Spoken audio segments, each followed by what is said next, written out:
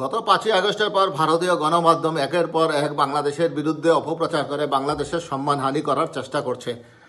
গত 2 দিন আগে সাইফ আলী খানকে এক অজ্ঞাত ব্যক্তি তার ঘরে প্রবেশ করে ছুরিকাঘাত করে। এই ব্যাপারে মুম্বাই পুলিশ তদন্ত করছে এবং অপরাধী একজন ধরা পড়েছে। এখন তাদের গণমাধ্যম বলছে সাইফ আলীকে ছুরিকাঘাত, সন্দেহভাজনকে বাংলাদেশি বলছে তাদের পুলিশ, প্রমাণ নেই বলছেন আইনজীবী।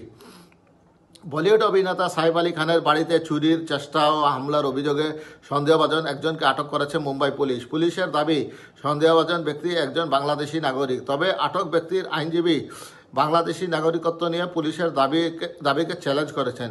আইনজীবী সন্দীপ শেঠানে বলেছেন, কথিত মোহাম্মদ শরীফুল ইসলাম শেহজাদ নামে যে ব্যক্তিকে বাংলাদেশি নাগরিক বলে দাবি করেছে পুলিশ, এর সপক্ষে আইনশৃঙ্খলা বাহিনীর কাছে কোনো প্রমাণ নেই।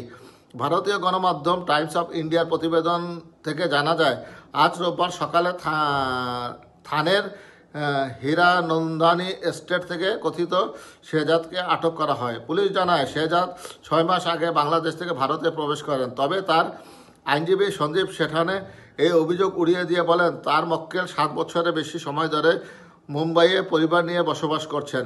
সেখানে বলেন, আদালত 5 দিনের রিমান্ড মঞ্জুর করেছেন এবং পুলিশকে এই সময়ের মধ্যে একটি প্রতিবেদন জমা দেওয়ার নির্দেশ দিয়েছে। কিন্তু পুলিশ এখন পর্যন্ত প্রমাণ করতে পারেনি যে তিনি বাংলাদেশের নাগরিক। 6 মাস আগে শেহজাদের ভারতে আসার দাবিটি সম্পূর্ণ মিথ্যা। যথাযথ তদন্ত না করে পুলিশের দাবির ভিত্তিতে এমন সিদ্ধান্ত ফৌজদারি কার্যবিধির সেকশন 43A এর লঙ্ঘন।